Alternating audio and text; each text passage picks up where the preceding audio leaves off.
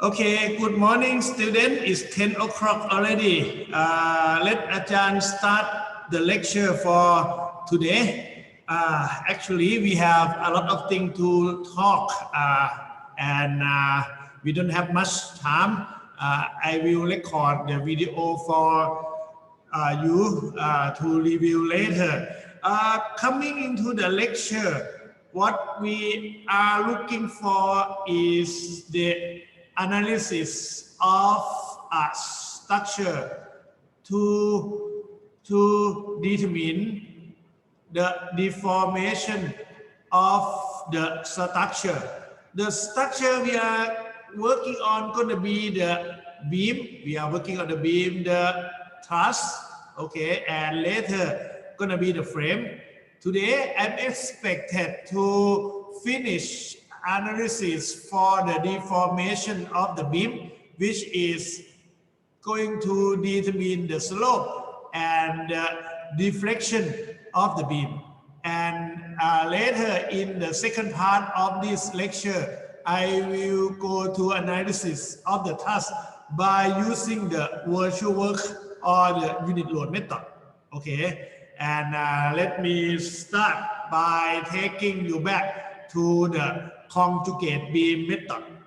Okay, in the analysis of the beam previously mentioned, most of the beam that we analyze is going to subjected to the point load. The conjugate beam method is kind of hard to use if the beam is subjected to the uniformly distributed load.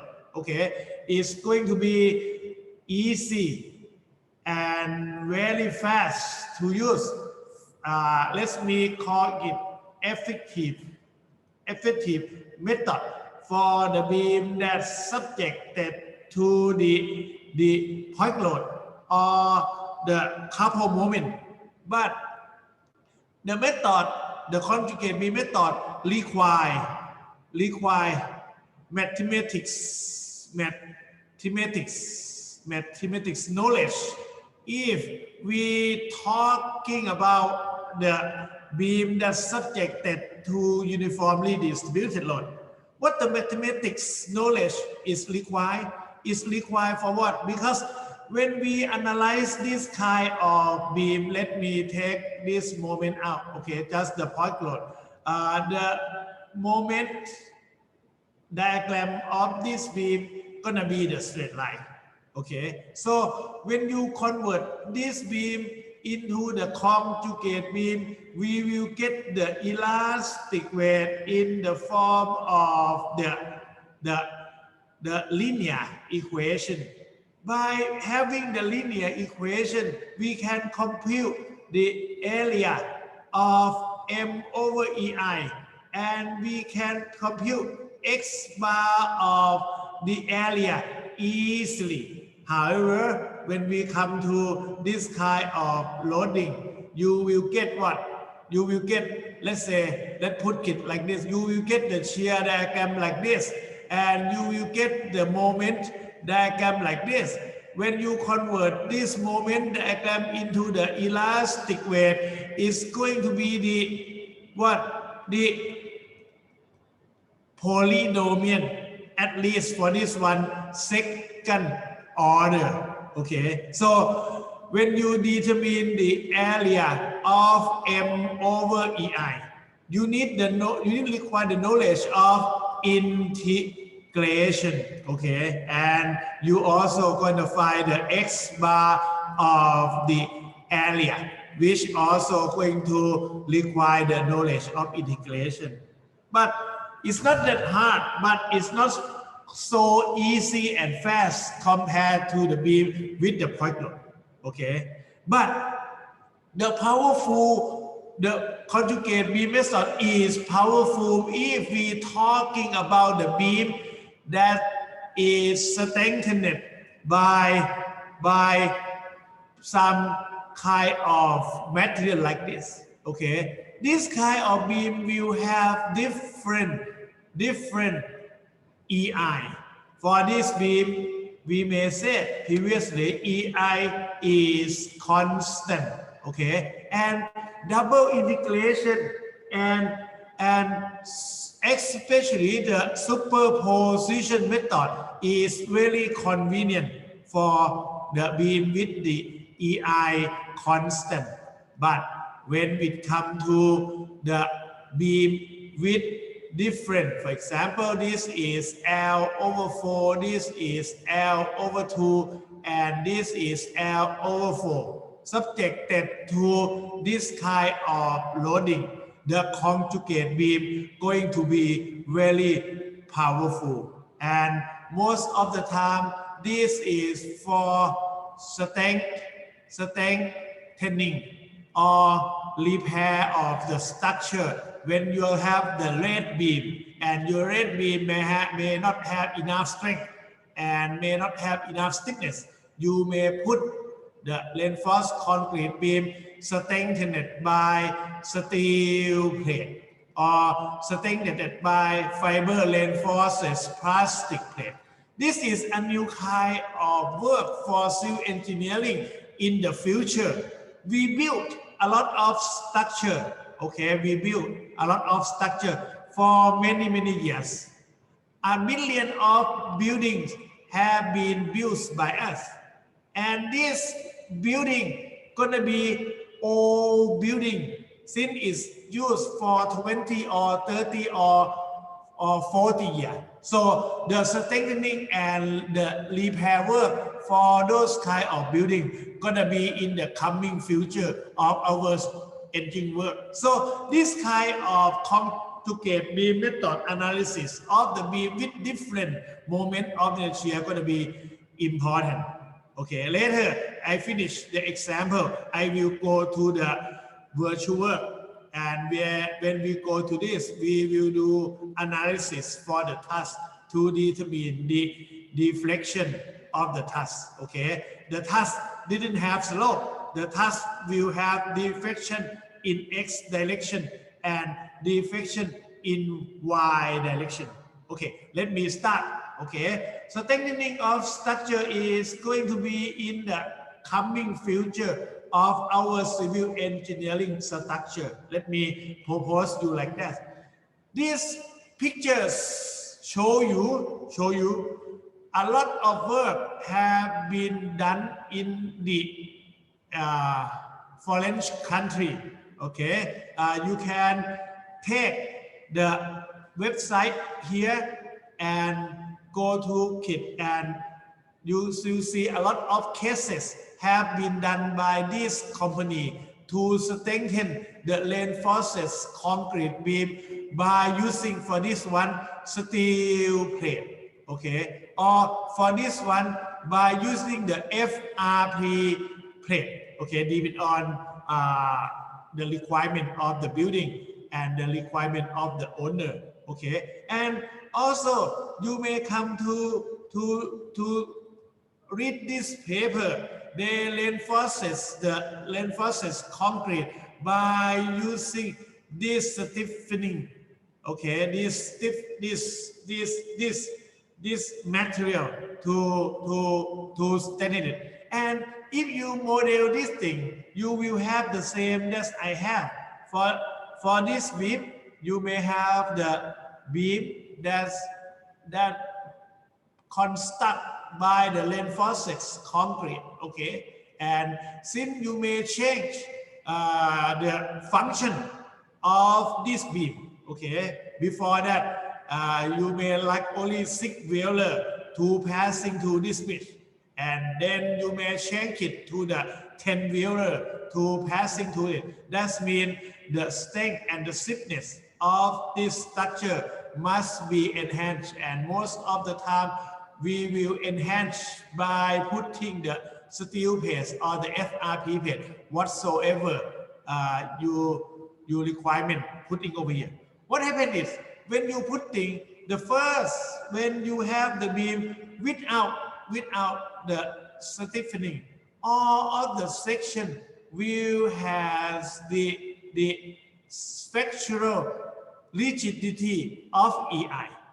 when you put this steel plate into this, okay, the area that you put the steel plate in is may have the 1.x EI fractional stiffness, or it's maybe 2 or maybe 3. It depends on the design of it. So only the conjugate beam and double integration can solve for this problem for what we are studying. And the most effective method supposed to be the conjugate beam. Over here at SUT, we also study the flexural deformation and the failure of the precast pre-stressed concrete slab. We have the problem there is a commercial building that's required to change the function from the commercial building to what? To a car repair shop. That means the car gonna go in the building, parking for repairing inside it. So the function of the building change. For this one, the function of the building change by what? Change from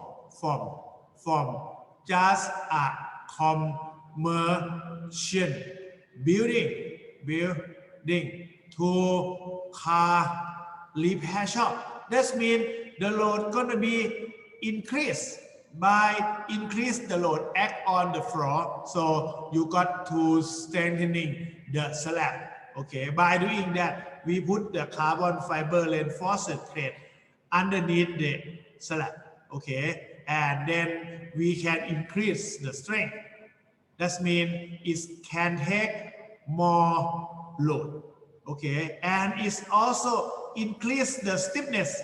So that is mean it's going to have less deformation.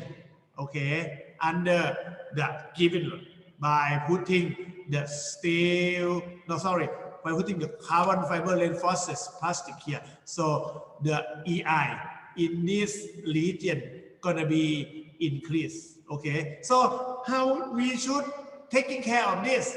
There is an example in your PowerPoint. Okay, to have the beam, and this beam have the cover plate. This is for the steel beam. This is, let's say, this is steel cover plate. This beam is supposed to strengthen it by the steel plate on the top and the bottom. And when increase the stiffness, what we have is this portion 4 meter gonna have I1 equal to 1. And this portion another 4 meter gonna have 1.5 I. And this one gonna have I.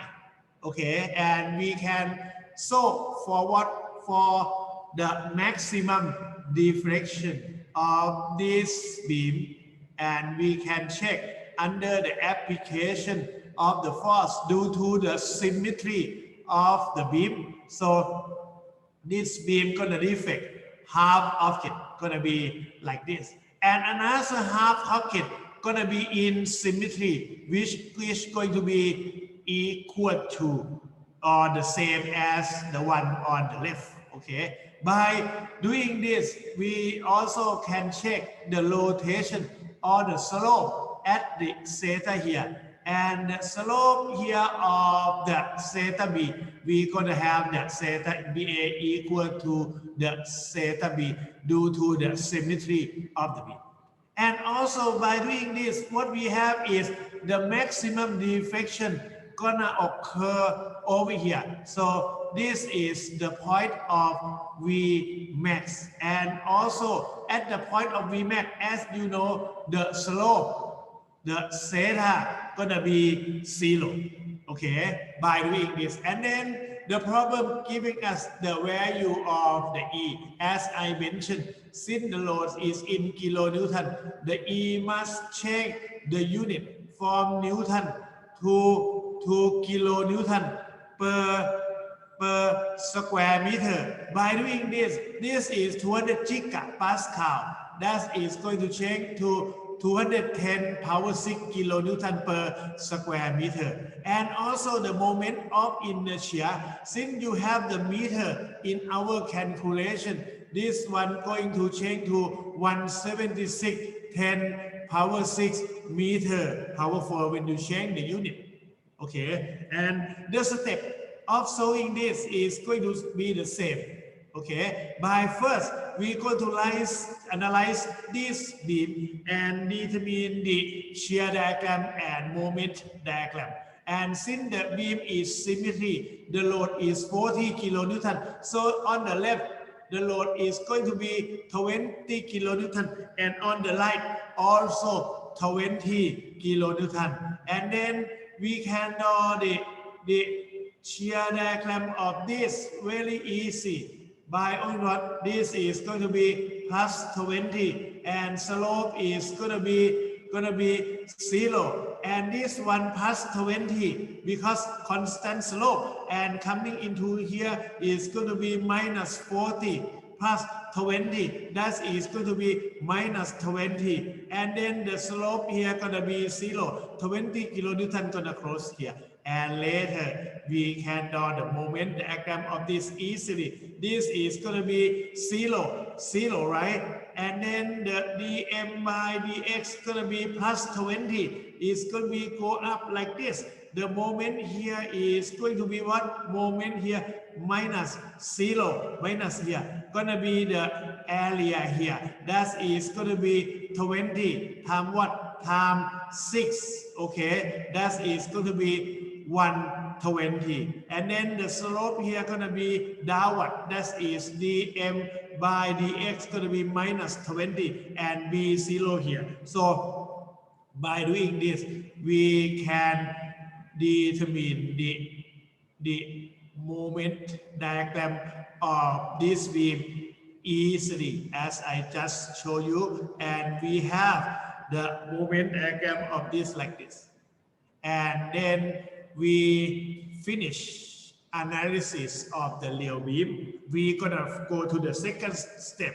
We're going to convert this steel beam into the conjugate beam. The external pin gonna be the same. The external roller gonna be the same. However, the moment usually divided by EI. Yes, for sure. This one will divided by EI. This one will divided by EI. But in the middle of this beam, the beam gonna be divided by 1.5 EI. If you divide this one 1.5 EI, this one gonna be 80 divided 1.5 EI. And also this one, this is going to be 80 divided by 1.5 EI. The value is going to be reduced, and also at the middle of it, you're going to divide 120 by 1.5 EI. So the shape of the elastic weight now gonna change to what? To this one. Okay, this one just divided by EI and reduced to this one. Have this kind of value. And then it's up like this. This is 120 divided by 1.5 EI. And then it's going to be like this. This is going to be the elastic weight of the beam, and then the direction of the elastic weight always point out of what? Of the structure. And then you will get the elastic weight like this.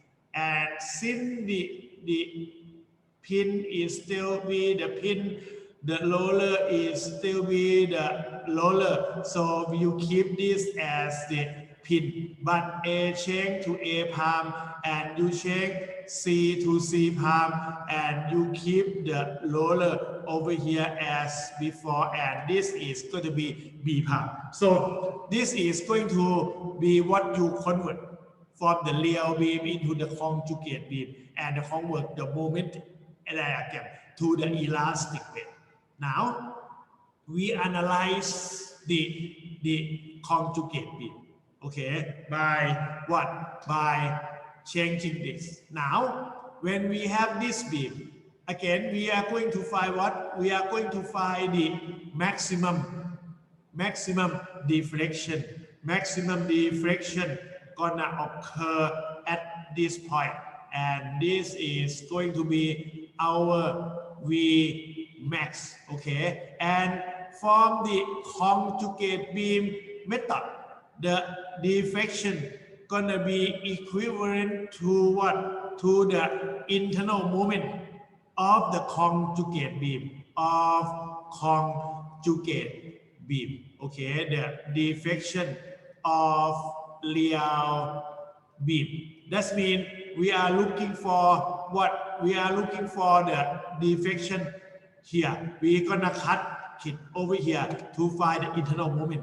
Before we can find the internal moment, we're gonna find what? We're gonna find the reaction. That means we're going to find A sub y prime, or if you prefer, B sub y prime. And the A sub y prime going to be what? A sub y prime is you determine it. Okay, the A sub y prime gonna be theta sub A, and the moment M prime here gonna occur here. This is gonna be the V max. Okay, I choose erase this. I better to draw this on the above problem, above picture, gonna be better. So this is going to be the elastic band of this beam, and this is gonna be this thing. Okay, now how to determine this? This is going to be easily. The A sub y can be determined the area half of this. Okay, I let you guys to practice this one. It's going to be very easy due to the symmetry. So you going to have the, sorry, this one use the R sub A prime. That is going to be equal to R sub A prime. This is going to be R sub B prime. Just determine the area here. Okay, you will get the reaction over here. So let you guys do it. And then you just cut the beam at the C. Okay, as I mentioned, the theta sub A is going to be 299.33 over EI. And also for this one, theta sub B is going to be 299.33 over EI. Okay, to determine later, just cut the beam at this point, and then you will get the free body diagram of this, and then you can take the moment at this point. By taking the moment at this point, you will get the moment. When you get the internal moment of this one, this is going to represent the maximum deflection V max over here. So you just practice it, or if you like, you may go to watch my video clips for this problem. Okay, in the YouTube. Now you just put the deflection divided by EI. You will get the deflection of this one for 30.8 millimeter. Is it going to be okay? You're going to check it with what? With the we allow. Okay. For what? For we allow of this one. This is for 12 meter, right? That is going to be 12,000 divided by, for example, 360. And if you like to do so, you will got to have divided by 360. That is 33 millimeter. That is going to be 33.3 millimeter. And then you get this one for 30. Okay, it's going to be okay. Okay, the delta max less than we allow for this criteria.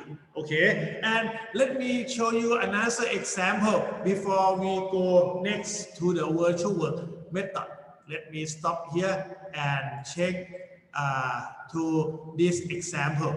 Okay, this is the same example, but the problem is going to be a little bit harder because the load is not at the center. The load is going to be at the point B. So this beam is not symmetry. Let's consider the simply supported steel beam and it has the loading just 30 kilonewton and the moment of inertia of the cross section. This is 1 I. This is 1.5 I. This is 1 I. So at the middle portion of the beam have higher modulus of elasticity. Okay, the same thing. We first start by what? We first start by analysis of, let's say it, analysis of real beam. Okay, we first by doing this. And what they are look like us to shelf to looking for. That's look for the maximum slope and maximum deflection by considering this beam. Before we can do the analysis, we can do just what? Just take a look at the elastic curve. By doing this, since the load is large, close to the support A, which is going to be the pin, and this one is the roller. So the slope this side supposed to be larger than the slope of this side. If I sketch the elastic curve of this, I should get the maximum deflection gonna be in this area between V and the midspan of the beam, and the deflection of the beam gonna be something like this. And then you may say this is going to be theta sub D, and this is going to be the theta sub A, and you expect the Vmax occur over here, and at the point of Vmax you're going to have the theta equal to 0. Okay, by considering this is going to what? Draw the elastic curve of the beam, and I like you guys to be good by doing this. And then what we have, the beam is pinned here. Let me draw the free body diagram here also. This is going to be A sub Y, this is going to be A sub X, and this is going to be D sub Y. And by the summation of x sub x equal to 0, you will get A sub x equal to 0. And then you make summation moment about A equal to 0. We have what? We have D sub Y times 12. So 12 times D sub Y is going to be what? 30 kilonewton. So it's going to be 30 times what? 30 times 4. Okay, if you determine this, you're going to get D sub Y equal to 30 times 4 divided by 12. This one gonna be 3. This one gonna be 10 kilonewton. And then later just summation of f sub y equal to 0. What you get is going to be what? The A sub y plus this one is 10 kilonewton, and it's going to be equal to the load of 30. So what we have is A sub y gonna be 30 minus 10. That is 20 kilonewton. So you got this for 20 kilonewton. You got this for 0. And coming into the shear diagram, x meter, this is 0, this is 4, this is 8 meter, and this is 12 meter. You put this one for the V kilonewton. Over here is 20 kilonewton. If you prefer, just do the scale of 20 kilonewton per 10 millimeter. So just put this one for 1 centimeter or 10 millimeter. This is 20 kilonewton up. So this is plus 20.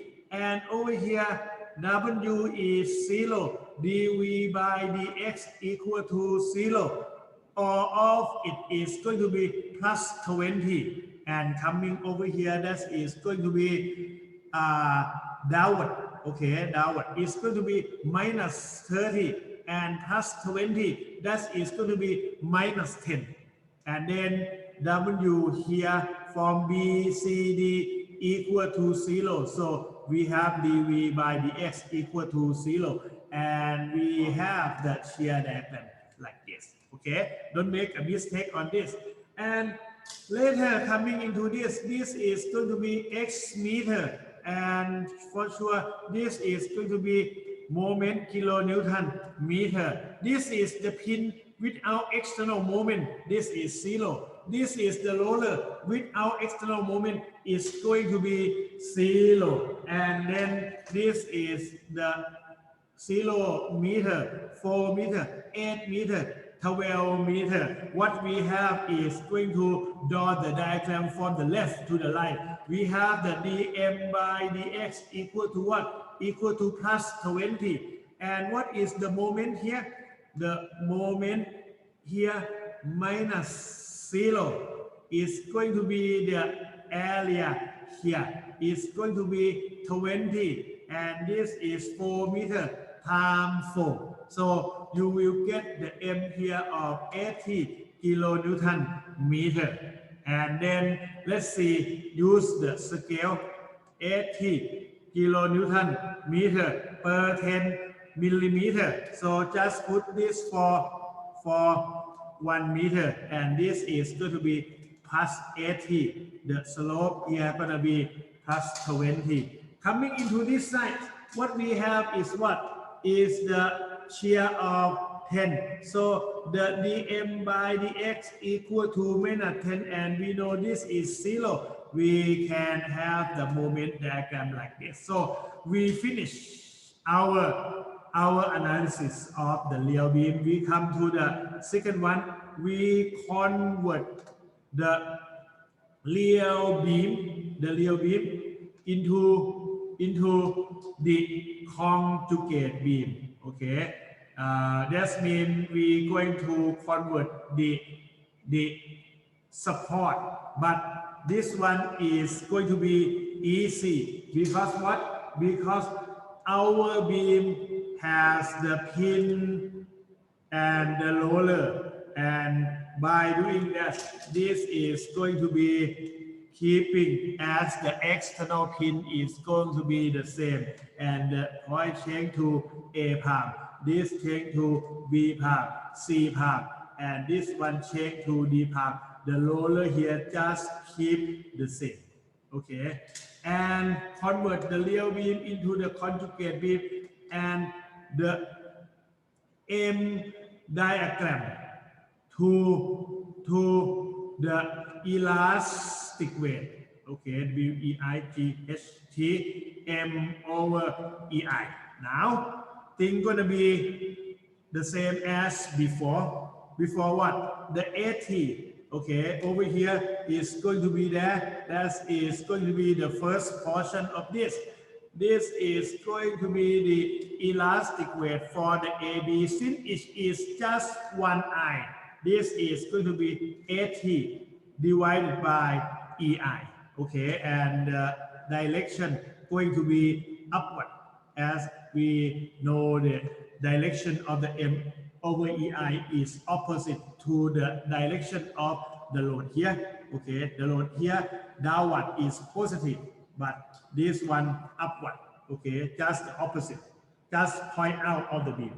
And then what we have here, this is 1.5. So over here, okay, we will have the value of elastic weight of 80 divided by 1.5 EI. And if you push it into the calculator, this is going to be 53.333 divided by EI. Okay.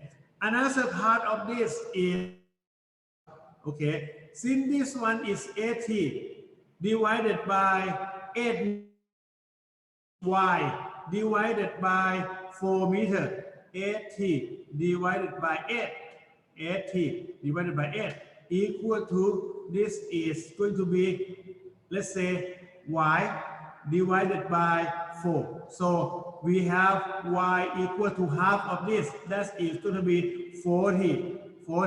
Okay, this is going to be 40 kilonewton meter. Actually, this is going to be 40. Okay, by this is going to be 40. That means this is going to be by the scaling half centimeter. So this is going to be 40 divided by EI. And then this portion gonna have this elastic weight quite upward. And the 40 gonna be divided by 1.5. So this is going to be 40 divided by 1.5 EI.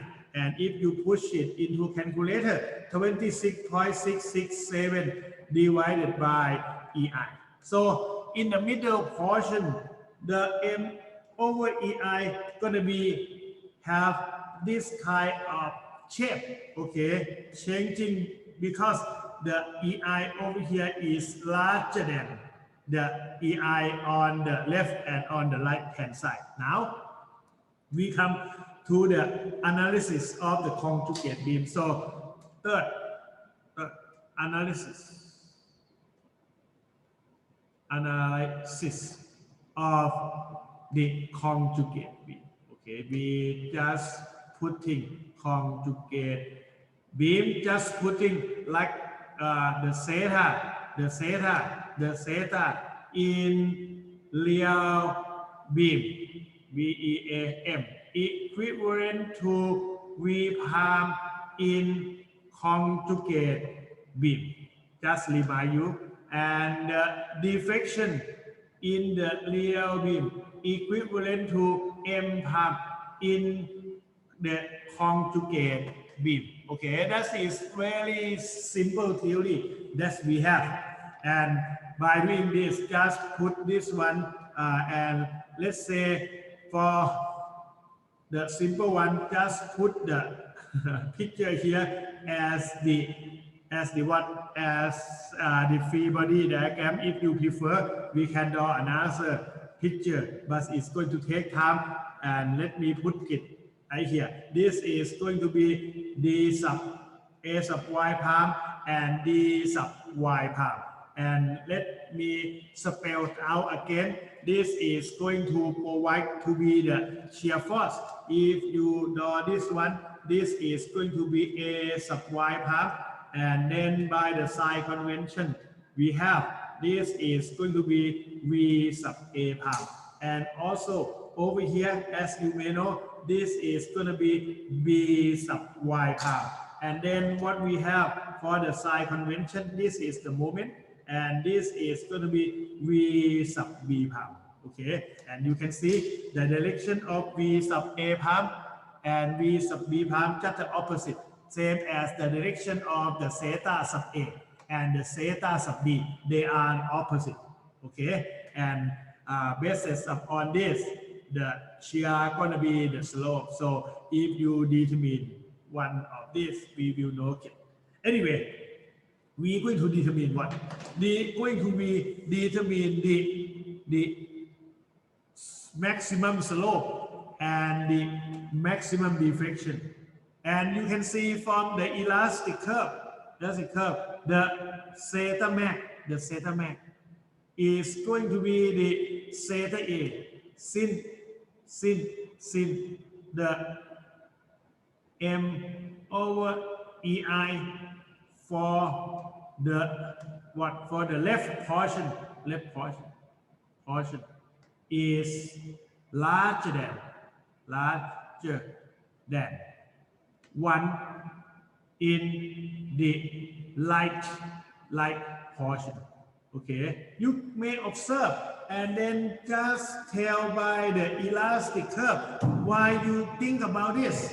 Okay, the beam is unsymmetry. The load is on the left hand side, produce the elastic weight on the left hand side larger than on the right hand side, and the maximum moment the maximum slope going to be in that one. So we will determine what? We will determine this one, okay, which is going to be the zeta sub A.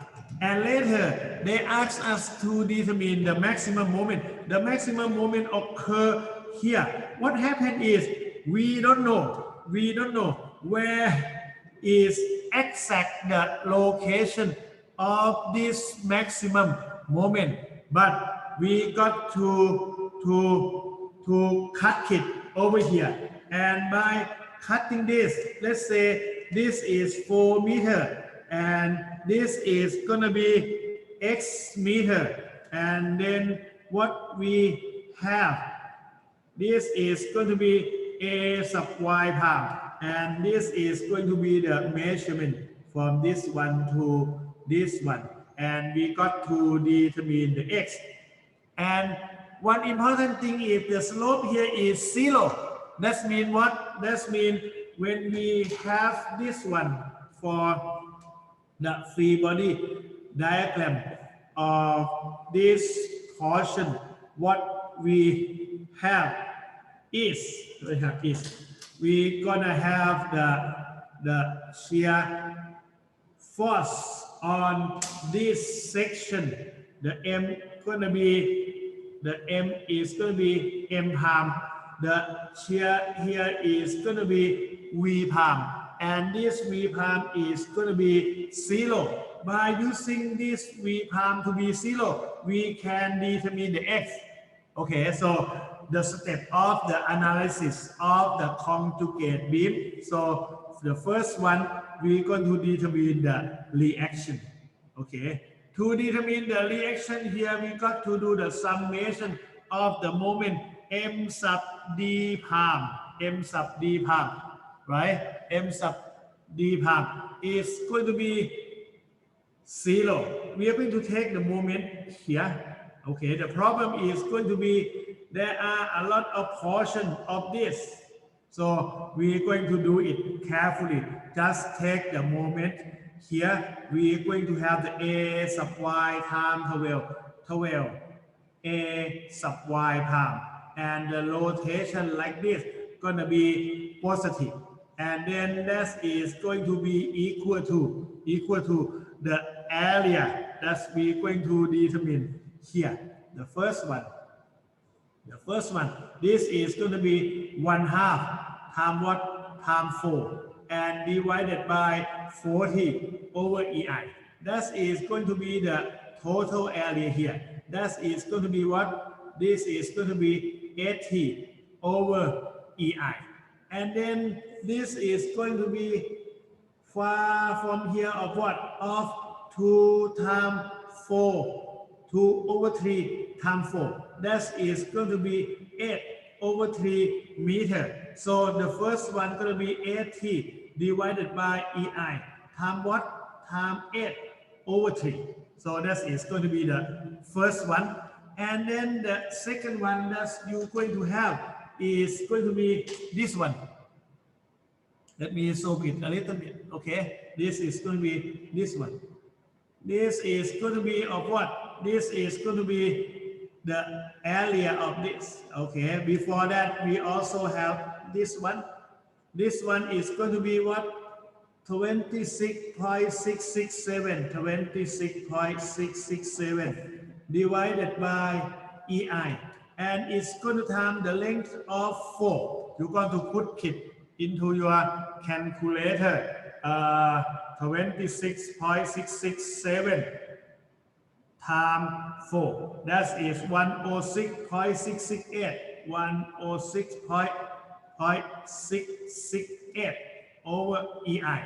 And the distance from here to here is 2 meters. So the total distance going to be 6 plus 106.668 divided by EI. And this is going to have the 4 plus 2. Okay. And then this is going to be 1/2. 1/2 of what? This 10 going to be 53.333 minus That is going to be 26.663. 53.333 minus 26.667. So that is going to be 26.667. 26.667 over EI, and then that is going to time 4. Okay, that is going to be half of this for sure. Okay, right? Yes, it's going to be 26.6667 times 2. That is going to be 53.333 divided by EI plus 53.333 and then divided by EI. And the distance from here to here is what? That is going to be 4 meters plus the distance here. That is going to be 4 meters 8 over 3. Okay, 4 times 2 over 3. And the last one, we gonna have it over here. Okay, that is going to plus 1/2 of 4 times 80 over EI. That is going to be 160. 160. Yes, right? Yeah, it's going to be 160 over EI. And that is going to be 160 over EI. Time what? This is going to be 8 meters. That is going to be 8. And then you must plus this one by this distance of what? Of 4 over 3. That is going to be plus 4 over 3. So put everything into your calculator. You will get A sub Y palm or R sub A palm equal to 225 plus 186, and then that is going to be divided by EI. Okay, and then you said therefore the theta max is going to be, this is going to be theta A, and then it's going to be 225.186 divided by EI, and direction going to be here. That is going to be kilonewton meter square. The unit is going to be something like this. And then when you put the EI over here, the result going to be in the radian. Okay, the result is going to be the radian. Okay, let's going to know it's going to be okay, it doesn't have value yet. It's okay. That is going to be the first answer that we have for this one. And then by doing this, what we have this is going to be what? 225.186 and divided by EI. And also for this, you got this one already. From this computation, this is 160 divided by EI. And over here, there is 2 area.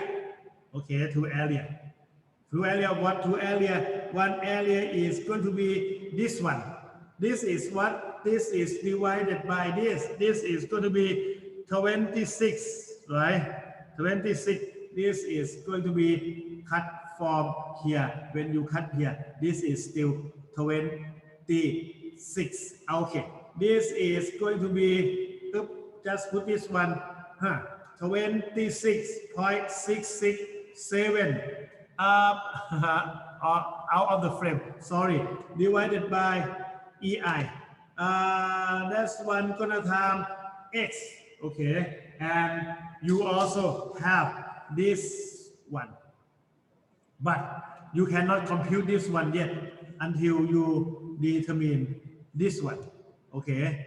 And you know the height here is half of this. That is going to be 26.667, okay? 667 divided by EI, and also have the length of 4, and that is equal to, this is Y, equal to Y, divided by, this is X, this is X, so this is going to be 4 minus X, so it's going to be 4 minus X, so your Y is going to be 26.667 times 4 minus x divided by 4 EI.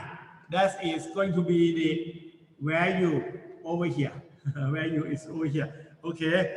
And what we are going to determine the area here. That is going to be very tough if we put it like this. It's going to be 1/2, and the center is going to be, how can we make it easier? Can we? We're going to determine, okay, let us determine this one first, okay, and the area here, we may combine them together because this is going to be 53.333 over EI, okay, phi x, okay, will be summation of f sub y equal to 0, and downward is positive.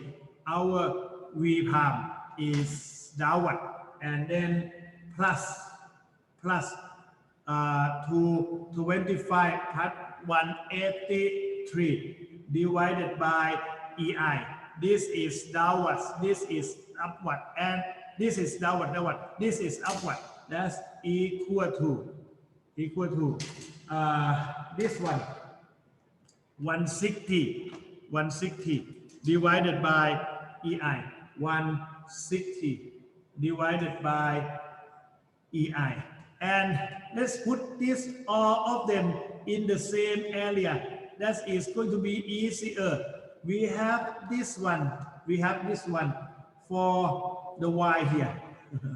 We have this one for the y here, and we have this one for 26.667 divided by EI. So the total size of here gonna be the combination of 26.667 divided by EI plus this one 26.667 times 4 minus x and divided by 4 EI. Okay, so plus we determine this area. We determine this total area is going to be 1/2 of what? Of this 53.333 divided by EI, and plus this, okay, plus this portion, plus 26.667 divided EI plus 26.667 and 4 minus x divided by 4 EI. Okay, and then this one gonna have this x, so just put the x here. Okay, and since this is going to be 0, you do the computation for this, you will get this one to be minus 106.666x and plus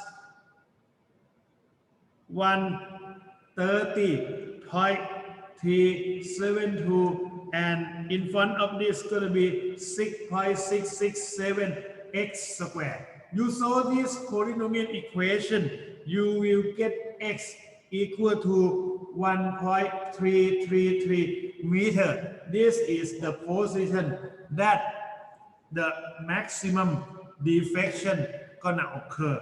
Let me put this one from here to here. This is going to be 1.333 meter. Okay, and then it's going to occur here. That means the maximum deflection will occur at how many meter from B? That is going to be 1.333. Okay. Okay. And this one, what we have before, to 25.186 divided by EI. The unit is going to be kilonewton meter square. Cannot put in radian. We will put in the radian later if we know the E and I. Okay. And next, we will compute for the maximum deflection. So we got to take the moment here. Okay. By doing this, actually, we may need to draw this picture again. What we have over here is 225.186. Okay. And this is going to be 80 over EI, and the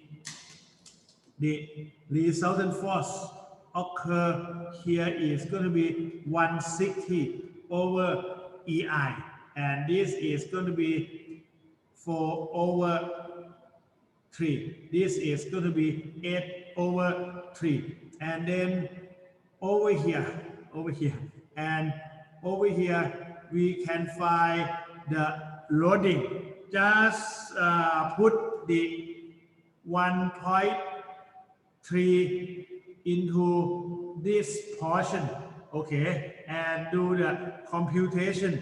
We have this portion separate into the triangle and the rectangular, and the combination, this is 4 meter. This is going to be 1.333 meter. Okay. And the maximum here is 53.333 divided by EI. And then what we have for the Y here, and then we have this one for 26.667 divided by EI. And this is going to be the Y. You just put this one for minus, let's say it's for minus 1.333, 2.667 times 26.667 and divided by 4. That is going to be 17.780. That is going to be equal to 17.780 divided by EI. Okay. And then by doing this, let me put this one a dash line here, and this one going to be a dash line here, going to be 26.667 divided by EI, and this is going to time by 333. 1.333, 26.667 times 1.333, 35.547. This is going to be 35.547 divided by EI, and this is going to divide. This is by a half. This is going to be 1.333 divided by 2. Okay, and another area is going to be this one. Okay, this is going to be 1/2 of what? This is 26, and then this is going to be 26.667 divided by EI, and then plus this one. This is going to be plus 17.780 divided by EI, and this one gonna time 1.333. Okay, if you put everything together, 26.667 plus 17.78, and then divided by 2, and then time 1.333. That is going to be 29.624. This is going to be 29.624. Okay, now as we have the M harm here, so this is going to be the M harm. By doing this, we summation of we find theta max, summation of the moment equal to 0. And then what we have is the moment about this one. So the M palm plus this one to 25 point plus to 25.186 divided by EI. And the length is going to be here, it's going to be 5.333 times, it's going to be 5.333. And then all of the other 1, 2, 3 is going to be in the opposite direction. It's going to be equal to what? This one, 35.547 divided by EI. And that's gonna have the distance here, 1.333 divided by 2. And then come into this one. Okay, that's one gonna divided by EI and plus 29.624 and divided by EI. This is gonna have the distance of 2/3 of 1.333. Okay, and the last one that we have is going to be this one plus 160 over EI, and that's going to be this combination 4/3 plus 1.333. Okay, if you do the computation of this, we're going to have M palm equal to minus 730 plus 03 over EI. Okay, or you may have the delta max or the V max equal to 730.43 over EI, which is downward. Okay, so we just said this is going to be 70 divided by 0.03 divided by EI. And the unit here going to be kilonewton meter cube. Okay, and this cannot be millimeter, kilonewton meter cube. And that is going to be the answer. We have this one. And we can compute the EI if we can compute the different value if we know the EI, but this one isn't given to us. Okay, just put it into this answer. Okay, that is what I like to show you for the beam with different EI. With the one that is symmetry, another one is not symmetry, and this is advantage of using the conjugate beam in the analysis of this kind of problem. So I'm going to finish the conjugate beam here, and the examination will not go beyond this. So let me go further to the next part. Let me come to the virtual work method. Just change this one and let me go to this one. Okay, this is important for you guys to start by understanding about the work and the energy. Okay, you guys know about the work. The work is what? The work in physics is the measure of the energy transfer that occur when an object is moved over a distance by external force. Just consider this picture. Okay, first of all, we have the object of this. Okay, we have this object, and we reference this object. This is going to be the rigid body. Let's say this is going to be the rigid body. That there is no internal energy stored inside the rigid body, and make this one as the rigid datum. For example, if you have this one, as your reference. Let me show you guys like this. Okay, this is my picture. Okay, so you can see it. I don't like this one to move like that. Just be like this. Okay, and what we have is what? If I move this one to another position, y, I move it upward, y. What happened is the weight of my telephone is downward, but I move this one upward. So the work that I move my telephone up is going to be minus W times Y. Okay, and that means I'm going to move this one. No matter I move it this way or move it this way, just reference with the Y. Okay, this is going to be the new level. If move like this or I move like this, that is going to be minus WY.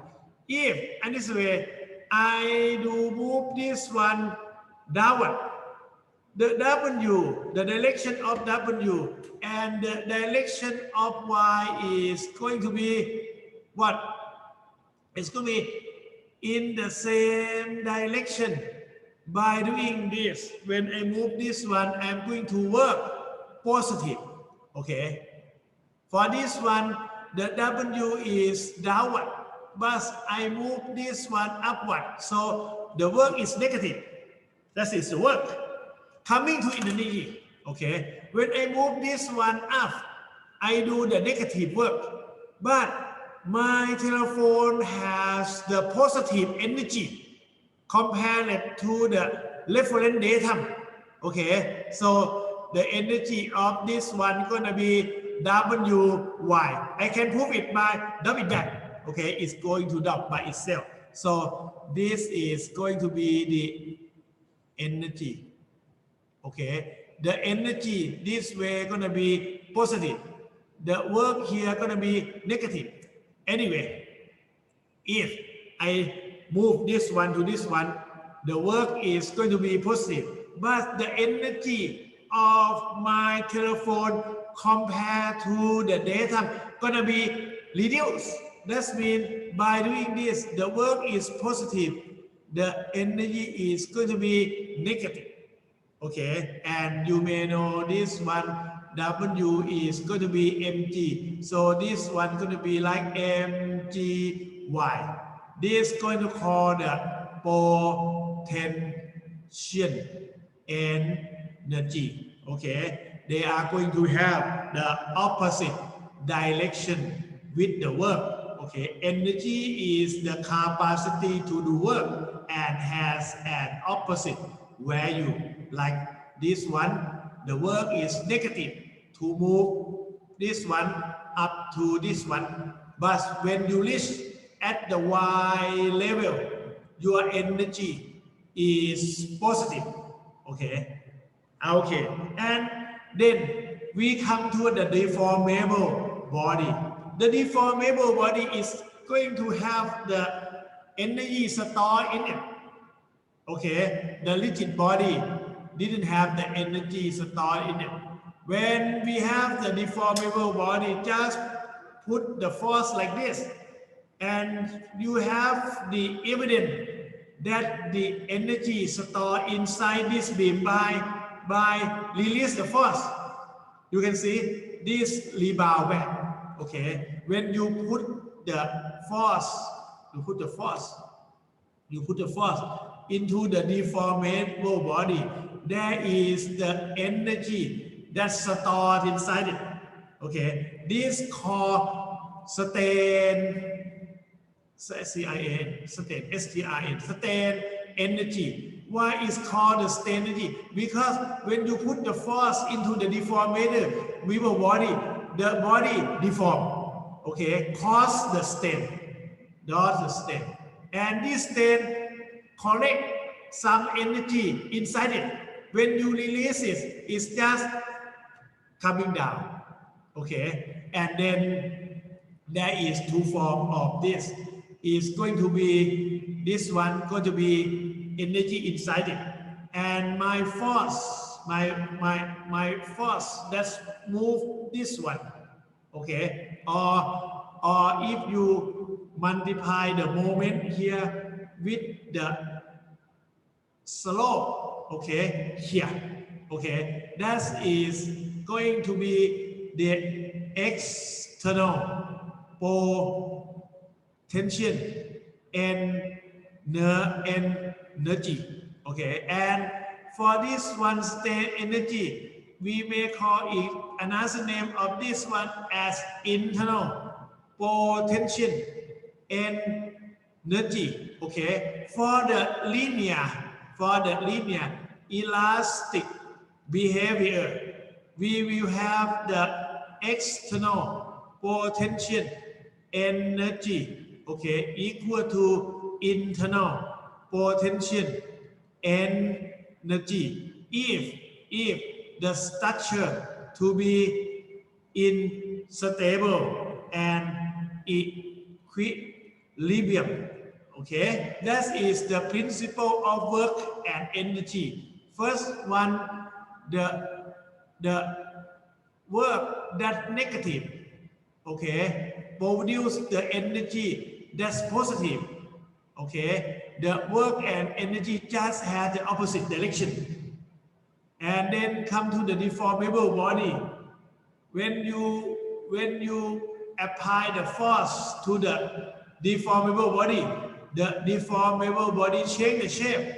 And why is change the shape? It corrects the energy in the form of internal potential energy or strain energy. And also the external work, maybe the moment, okay, 1/2 of the moment that's causing the slope, or just this one, the force times the displacement, that's called the external potential energy, okay. For the principle of conservative energy, internal energy equal to external potential energy, okay. Let's start by the principle of conservation of energy. If we have a deformable structure, this is a represent of deformable body, which is going to be the deformable structure. And for sure, more specifically, this is going to be the deformable TRUSS, okay. The external work by the force here, okay, time the distance that occur here, okay. The force P may be time the deflection here of V sub y. This external work going to be P time V sub y, okay. Due to the applied force causing the deformation, this is the force, this is the deformation, will equal to the strain energy stored in the structure. This is stored due to the deformation of this. The evidence of this, if you release the force P, this deformation will return back to this shape because it still be in the behavior of linear elastic, okay.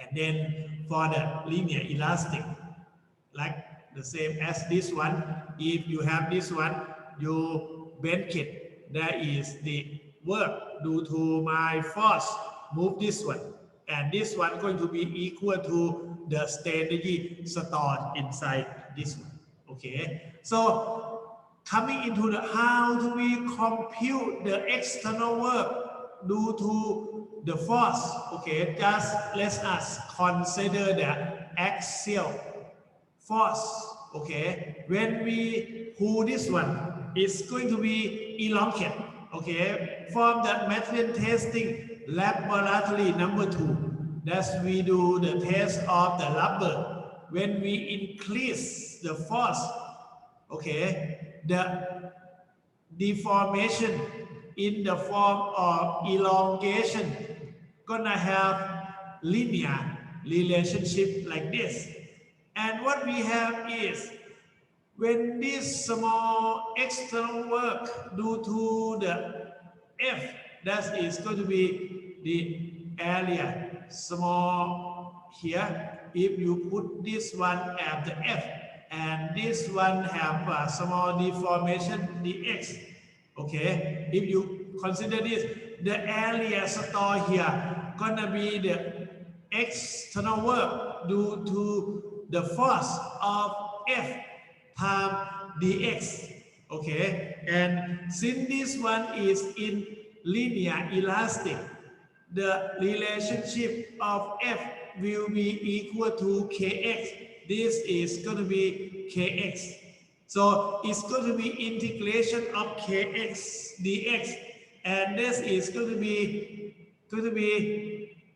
integration of kx dx is going to be kx squared over 2 from 0 to delta, and this is going to be 1/2 of k delta squared. And you know that the term k delta can be represented by what? By the p, okay, by the p. So this one will reduce to 1/2 of p delta. What it means is the external work equal to the area, the green area under the graph, okay. But anyway, if whatsoever there is an increase in the deformation of delta part without increase the force, okay, just change like this without the constant force, just as this one. For example, we have the temperature increase, this delta part will be increased due to the temperature, the load didn't increase.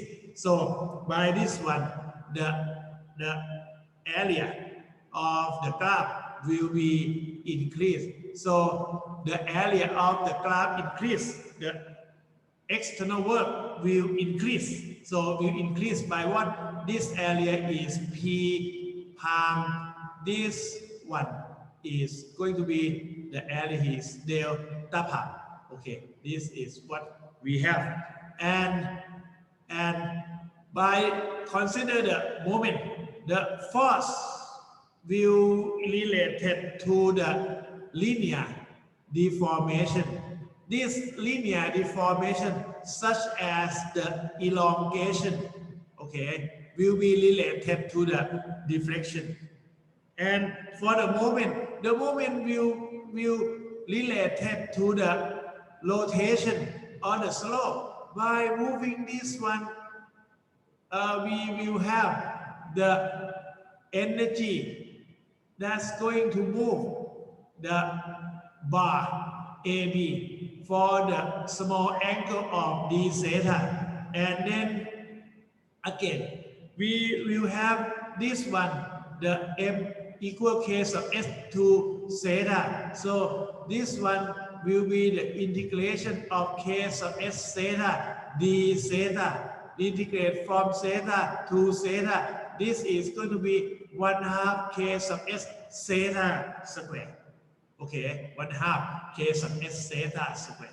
And then we have the M equal to k theta. So this one will have going to be, this one is going to be the area under what? Under the graph.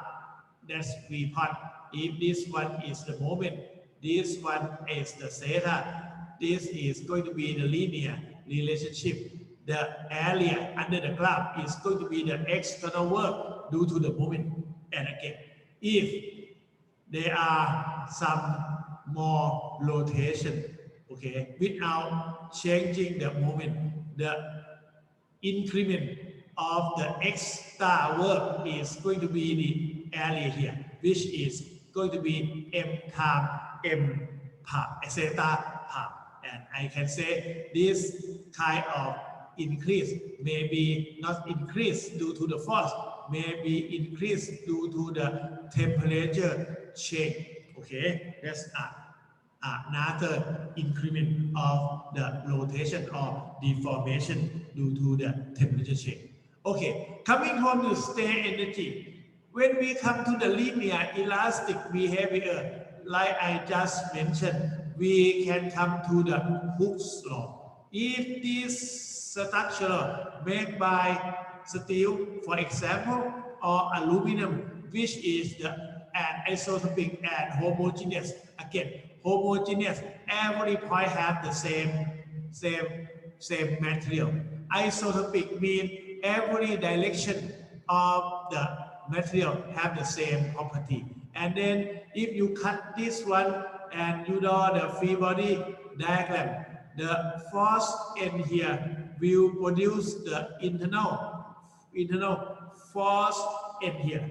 And this is going to produce the stress of n divided by a. Okay. And since the n have produced the elongation of delta, so this is going to be delta over L. So put them together, we got the deformation of this axial load member. This is axial load in the form of this, which we know this one from the chapter 4 of the mechanics of material. We did know this before, not the new one. And then coming into the energy, we know that if we plot the relationship between the force N and the delta, since the material is in the linear elastic, we will have this kind of linear relation. And then the area under here going to be 1/2 of N delta, which is going to be equal to the external work, okay, which stored in the form of strain energy in the bar. You may come having the rubber band, you pull it, okay, and then you release it. The rubber band will kick your finger. That's all. That's because the rubber band store strain energy into the let's say I have this one. If you prefer, this is going to be tested easily. Just put this one. If you have this one, if you pull this one, you see deformation here. The deformation here is going to be the axial deformation, right? It's going to be stored in this rubber band. And when you pull it, the thing is stored. When you release it, it's going to be bounce back, okay, because it has the energy inside it. And then you just plug this delta into this equation, you will get this form of equation. This is what? This is the strain energy stored in this axial load member. Okay, and keep this one. We will use this one to analyze the TRUSS. Okay, because member of the TRUSS is going to be the two force member, which is going to be considered as the axial load member. And then coming into the beam, when subjected to the force, this beam gonna have some kind of elastic curve like this.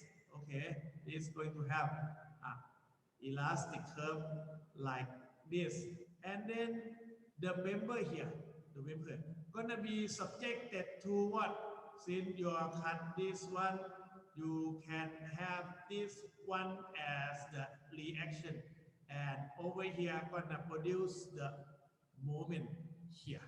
Okay, if we just take a look at a small portion of this to do the equilibrium of this, there is another moment of this one, and the moment gonna produce the slope that you can measure between this. That is going to be the theta.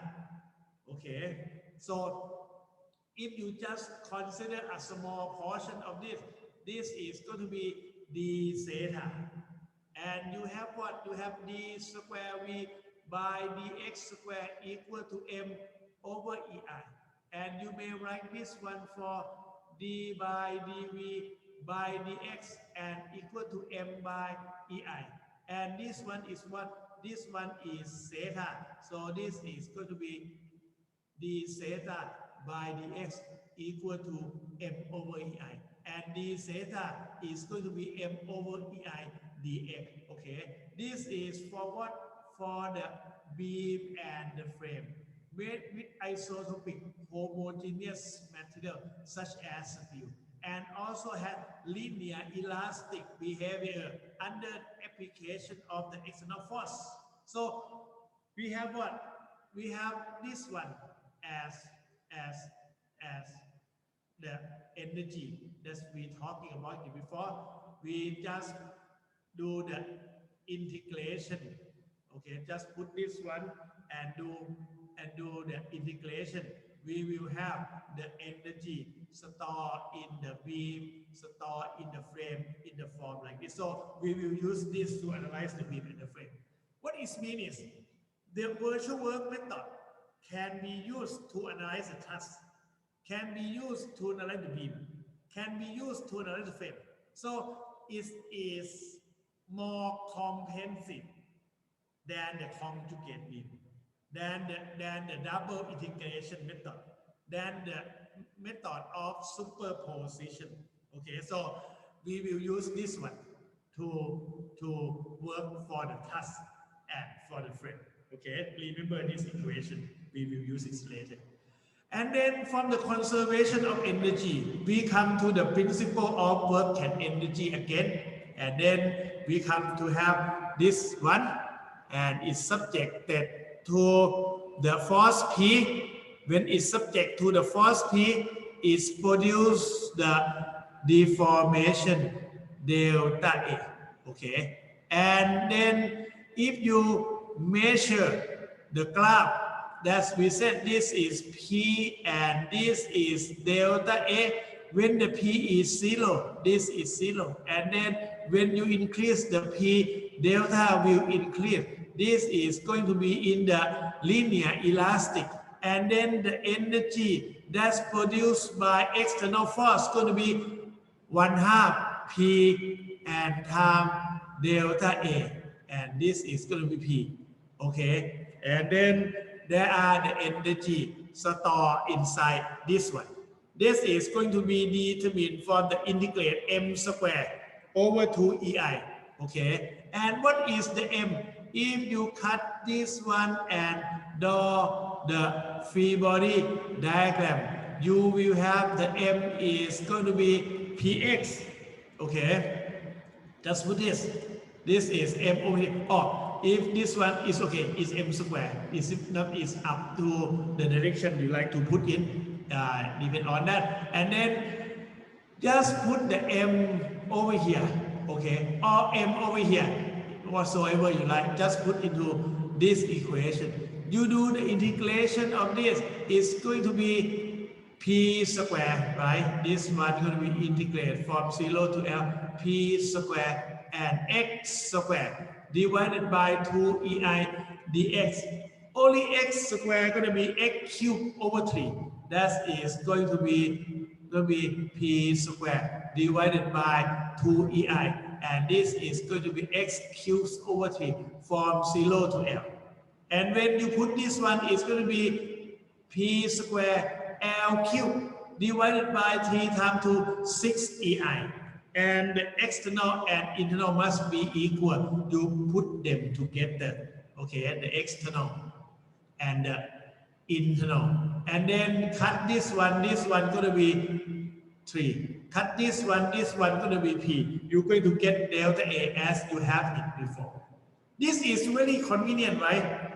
It's really easy, but this have limitation of the use. Because if the beam subjected to more than one applied load, we need unknown. We will have unknown delta more than one. So the equation that we have here can solve only for one variable. That's problem occur. We cannot solve the equation by using this principle of conservation of energy, and more development is needed. The development is needed is going to be the method of virtual work. What the name of virtual? The virtual is mean is not real. Okay, in Thai we call it เสมือน Okay, and I will explain to you later. But now at this point, you guys supposed to be understand about work very well.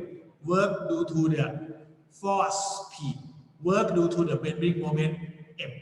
Okay, and we have the equation of internal state energy. One, this is for analysis of beam and frame, and another one we check M to N, we check EI to EA. That's for the TRUSS.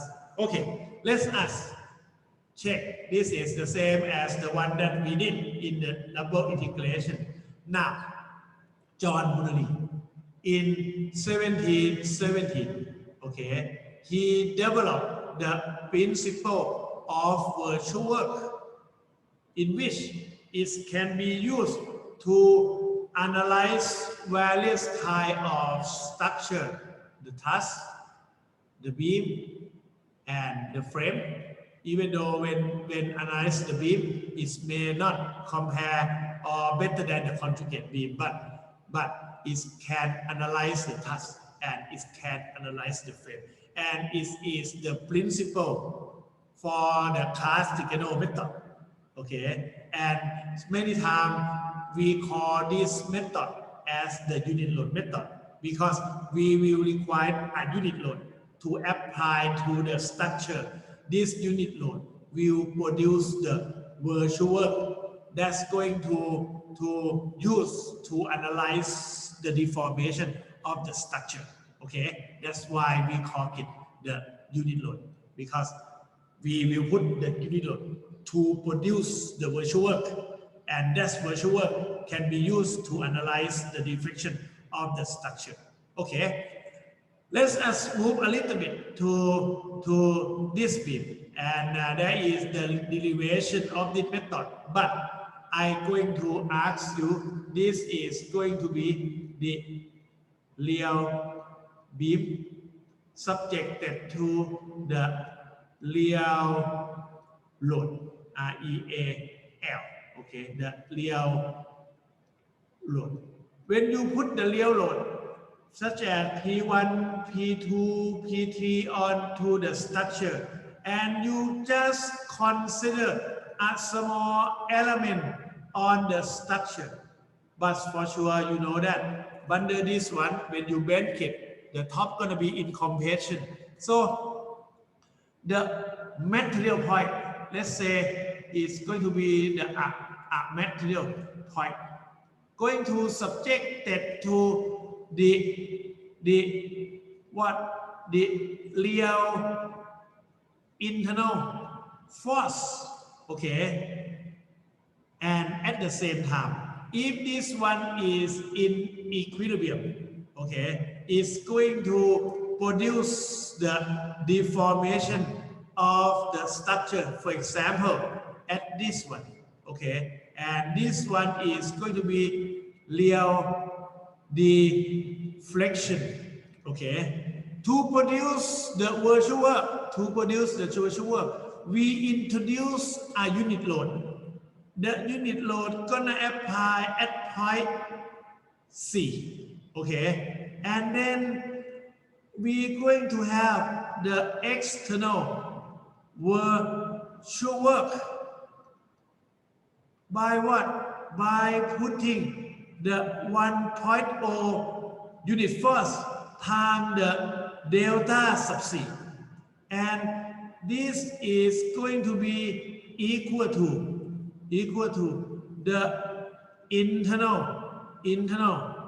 virtual work, okay. So this is going to be the internal virtual work. So what is going to be the internal virtual work? This internal virtual work is going to separate one for the TRUSS, another one gonna for the beam and for the frame, okay. Why? Because for the TRUSS, the TRUSS will has only V sub X and V sub Y. So the TRUSS gonna involve with the linear deformation. However, the beam gonna have the slope okay, and v sub x and v sub y. Let's say this is for the frame, okay, the beam is going to be a smaller problem, okay, and by doing this we also have these two equations. One for this one is what? The u sub I equal to n square over what? Over 2ae, okay, and the TRUSS, the member of the TRUSS can be separated into member AB, member BC, member CD, member DE, member EF. So when we consider the TRUSS, okay, the structure, the TRUSS combined with many kind of member. So actually the total U sub I of the TRUSS supposed to be in the summation of n square over 2ae, okay, n square over 2ae, and then the internal work gonna be one produced by the, let me put it in the light blue, by the real force time what? Time the DL, time the deformation, okay. If the TRUSS is going to be the summation, because the member of the TRUSS can be separated into pieces, okay, but for the beam of the frame, this is going to be the integration of this, okay, they are different. So coming into this, what is going to be the result of this back frame, okay, and I will say that this is going to be this product is going to be the summation of capital N over L over AE and time small n, when the small n is going to be the force, okay, the force over here, okay, and this is going to be what? Going to be another one, this one going to be integration of what? Of capital M and then small m and then dx over ei. Okay, so by doing this on the left hand side, just introduce the 1.0 unit to the structure and time what we have here as the unknown. So the actual computation will be on the right hand side and depend on what you analyze it. If you analyze the TRUSS, that means you're going to find the internal force N. Okay, this is due to real load. Okay, this is N. And you also determine the small n. That is going to be due to 1.0 unit load.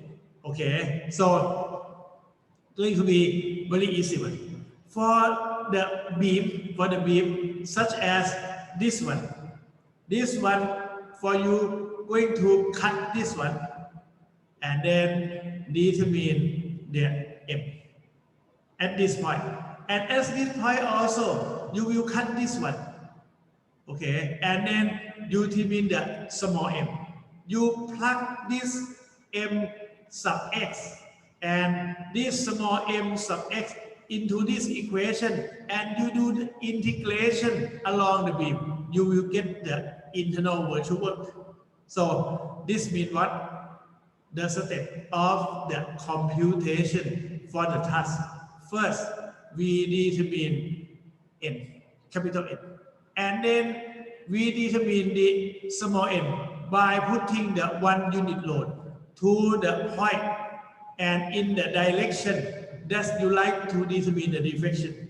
And then third, just plug into this equation. And for the beam and the frame, very similar. First, you find m sub x for this problem. Then you put the unit load to the point that you like to determine the deflection. So you determine the small m. And then you plug it back into this. You get this internal virtual work, which is going to be equal to external virtual work. Okay? So in conclusion, if we require to determine the deflection of the beam from the principle of conservation of energy of structure, which is in equilibrium, the external work, okay, due to the virtual unit load, that is going to be 1.0 times delta sub c, okay, and it's going to be equal to the internal energy due to the virtual unit load, okay, that is going to be the black frame that I just show you. So this is going to be the change from the black frame into the red frame, and this is going to be what? This is going to be the force here times the dl here. Or in another way, there is another principle. You may time this one by this one, but this one we will concentrate on this one gonna be the internal force due to 1.0 unit load. Okay, and this is going to be the real deformation of the beam. So depend on what type of structure we are looking for. Okay, and by this is going to be virtual unit load. Okay, and this is virtual unit load, and this is going to be the virtual internal force due to the unit load, and this is going to be the real deformation of the structure. And by doing this, what we are interested is we need to determine what is going to be the summation of u due to the virtual load, okay, and the dl. Okay, by doing this, the problem just separate into two things. If you like to determine the slope, okay, this is going to be the unit moment, okay, at the required point. Okay, we will use this to analyze the beam and the frame, and then the u sub o is the result of the application of the unit moment. Okay, that is going to be the virtual internal moment, and again, this is going to be the actual rotation and actual deformation. This is for analyze the beam and for another frame. Okay, and then the problem still the same. We got to determine the term of this due to the unit load. So coming to the TRUSS, okay, you know the TRUSS, right? This is the TRUSS. The TRUSS tested by this one, and you can see under the application of the force, if the behavior is still in linear elastic, when you release the force, this one will go back to this one. But if you test it like this is going to come to the failure. We won't consider this one in our consideration. We concentrated on the linear elastic, okay, behavior, and this is a thing. And this one is also analyze the TRUSS. This one analyze for what? For the axial load or axial forces in the TRUSS member. Sorry, in the TRUSS. This one in the TRUSS. Okay. The blue is in compression. Yes. Blue is compression. The top one. This one when the load coming down like this. When the load is coming down like this on the left and on the right, the top supposed to be in compression. The bottom gonna be in tension. And also the structure can deform like this. So you can study the behavior by what? By using this computer analysis, or also by what? By testing it. And then what we have here, the virtual work to analyze the TRUSS. Let's say if we like to determine the displacement SA. Okay, A is here. The displacement SA is going to be this one V sub AY, and over here they said it's going to be the delta. So this is going to be the problem. You're going to determine the N, okay, for this one. And the unit load going to produce the small n, okay, that is going to be the axial force in actual TRUSS. This is going to be the produce the virtual axial force. And then what we have from this equation, we have the DL in this one. Remember this one? We have sigma equal to E stan. We have what? We have N over A equal to E delta over L. We have delta equal to NL over AE. Okay, this one, we just change the delta to the DL. We just plug this one into this. And then what we have is this one gonna change for the analysis of the frame. Let I show you the small n will determine from here, the capital N from the real structure, and then just plug it in this structure. Okay, and this is the virtual unit load, and this is going to be the virtual internal force due to the unit load, and this is the real force in the TRUSS member due to the real force. Okay, real internal force due to the real external load. And this one is the area, sorry, in Thai. And another one is modulus of elasticity. Okay, the procedure is going to be very easy. First, determine capital N from this one, and then determine the N due to the unit load at a given point, and then plug in the table and compute everything. Just let us start by this one first, because we will have only about 7 minutes.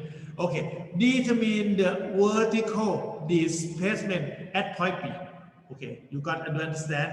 And then we can force this one supposed to move here, and this one is pin, is one move. This one is pin, this one is pin. Okay, this one V sub X equal to V sub Y equal to 0. This one V sub X equal to V sub Y equal to 0. This one V sub Cx won't be 0. V sub Cy may not 0. The same thing. V sub Bx won't be 0. V sub By won't be 0. The deflection will come like this. Okay, you can draw this as the elastic curve. Just connect the point together. And then by doing this, what we have, this beam gonna give you the N. Okay, and then the length of each member, can determine from the L. And then the A of each member can be determined. Okay, the A can be determined. The E, the problem given to you, E is 200 gigapascal. So in actuality, from this equation, we will first start by determine the capital N. Okay, from the given problem. And how about the N? The N is going to be the internal virtual force that occur in the TRUSS when we put the one unit force into the point B in the vertical direction as shown here. So this is going to be the TRUSS to determine the N. So just do it. Okay, so let's us trying to compute this. For this one, you can compute the capital N easily. Okay, let's see. Under the application of this force, you may see this is going to be what? Zero force member. Why? Because there is two member that's connected at a joint, and there is no force applied here. So the force here going to be 0. The force here going to be 0. So just cut this one, draw the free body diagram of point C, and it's applied to the force of what? 22.5 kilonewton. And then by the reference of this one as the x-axis, of this one as the y-axis, and then we will have member CD. This is going to be F sub CD, and you also has this one for F sub what? AC, and then you have what? You have this one for 0.9, this one for 1.2, this one going to be 3, 4, 5. So you can use the knowledge from the engineering static to find the force inside, okay, inside the member, and then you get this one for tension 30, and then you get this one for the compression. That's what the compression. So just put it into the table, and we will have the force in each member. That is to find the capital N. For the portion of this, just check it's going to be linear elastic or not. Okay. And for the cap small n, okay, this one 1.0. By doing this, this is going to be 0. And this is a kind of member. If you cut this one, this is going to subjected to 1.0. This is going to be 1.8. And then it's going to produce the force here. Okay, you may leave this one. So the member BC going to have NBC equal to 1.0 positive. And then you do the computation as before, and you may notice something. If you don't see here, the application of force here going to be 1.0. And then you get this one for the x-axis. You get this one for the y-axis. And this one is what? This one is going to be F sub CD. And this one also going to be F sub AC. And again, the angle here going to be 3, 4, 5. And since the free body diagram here and previous one is different, this is plus 30. Okay, this is plus 30. You believe the free body diagram here, and you become another one, and then you got this is plus 30. This is minus 31.5. This is going to be plus 30 divided by 22.5. And this is going to be minus 37.5 divided by 22.5. Due to what? Due to the linear elastic. Since the load just reduced by 22.5 times. If you divide this one, you will get this one. If you compute this one, you will get this one. By what? By the proportioning of the force. The force before that's 22.5. Just divide this one by 22.5. You get the answer. Okay. And then this one is 1.0 as I said before. Just put everything into the table. Okay. This one just explain what I did before. And then everything gonna put together. You're going to combine the member, the length, the area that you can take from this one. This one you did by your computation of this TRUSS, and this one you did computation from this TRUSS, put them together, small m, capital N, okay, and L, and divided by AE, you get everything. And then you put them together, you get the answer of 0.94. That is what we have for the TRUSS. Okay, you may go further, and then you may plot the elastic curve. That is going to be 9.4 millimeter down. Just put it here, and then you may have this one. Okay, and I would like to note a little bit. Can you compute for this one? this is actually is called V sub Vy. Okay, and this one gonna be V sub Vx. Okay, if you like to determine V sub Vx, we got to go back. Go back to what? Go back to your problem. Now, the n, the small n, not come by the TRUSS like this. So this one going to be the force. If you like to determine it up, okay, it's going to be this one and this one. And then what you supposed to put is the force in the horizontal direction of one point O. Okay, this is going to be member A, this is going to be member B. And then by doing this, you can see this is going to be 0, this is going to be 0, this is going to be only member AB going to have small n. Okay, in this direction, only AB. So this is going to be 1, 0, 0, 0. If you combine by this one, this is going to have 0, this is 0, this is 0, and this is 0.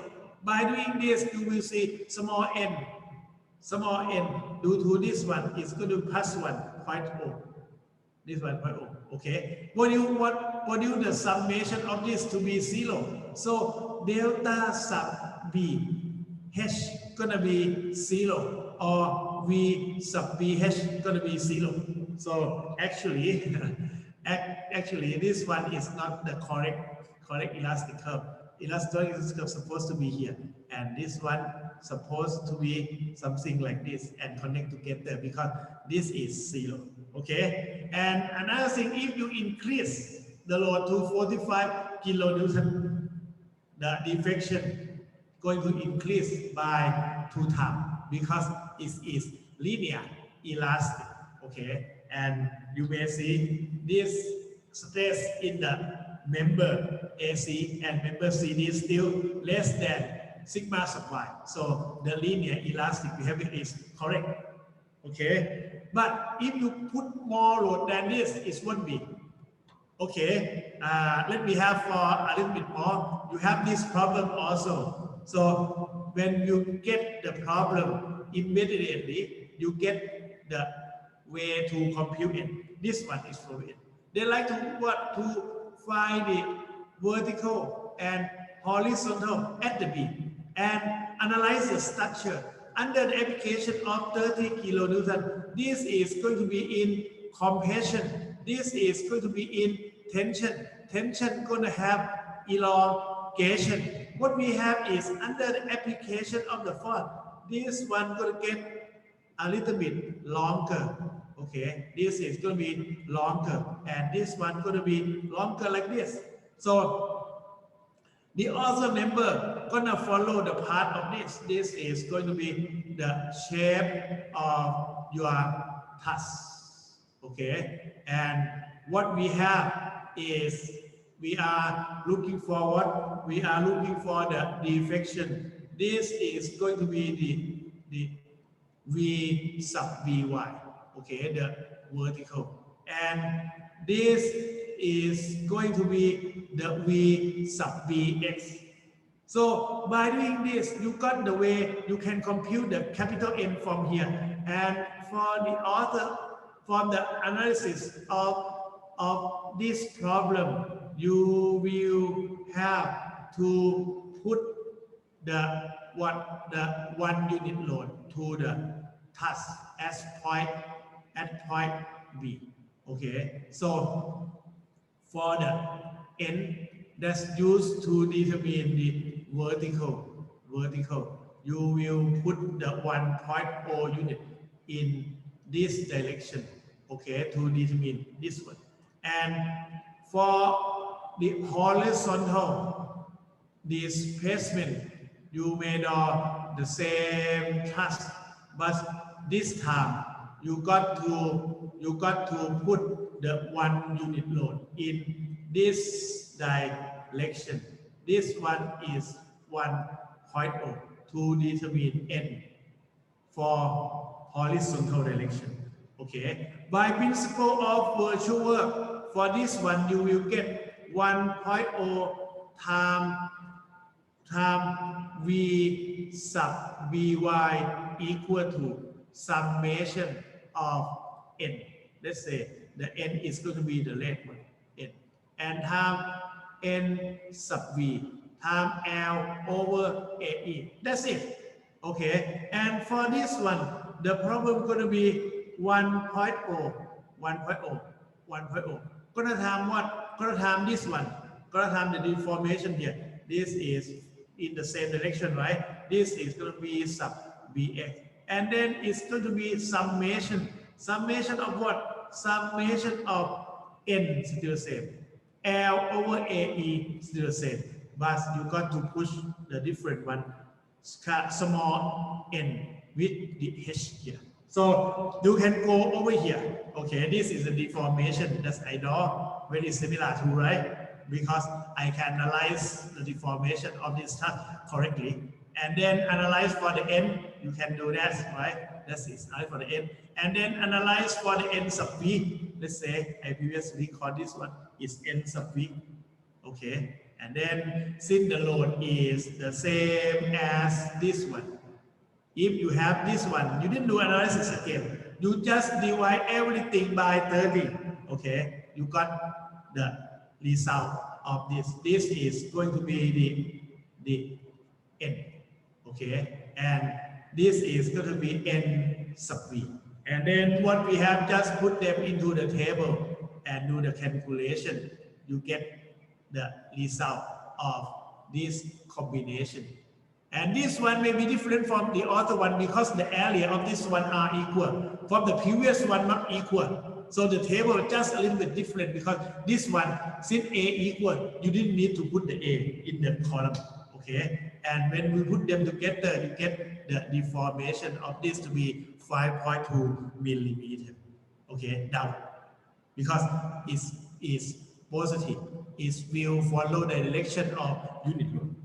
And then it has the shape like this. You got to draw the elastic curve. Okay, and this one, since the A is still unknown, you can determine the area by putting them together in the design of this task. You can select the size of the task easily. Okay, just put this one. You got 387.1 millimeter. So you got to select this one. This one is 414 millimeters square. Okay, this is going to be larger than T87. You cannot select this because this one is smaller, and you can select this, but it's going to be expensive structure. Okay, for the horizontal task, do the same thing. Just put 1 point unit out here. So only the member here gonna have the force. Okay, and then since this one has only the force, the other has the zero. The computation gonna be very easy. You're going to have this value, and then you can compute for the deformation of 1 millimeter. Okay, that is going to be easy, and it's positive. When it's positive, it's going to be in the direction of 1.0 unit force, and this is going to be the shape of the elastic curve. Okay, and that is going to be the total deformation at this point by doing the computation, the resultant deformation. Okay, if it's not acting as C, just check, just take this one out, and then this one going to be 1.0, this one going to be 1.0, and the force author just has 2 of this one. You can compute it again. The deformation going to get larger.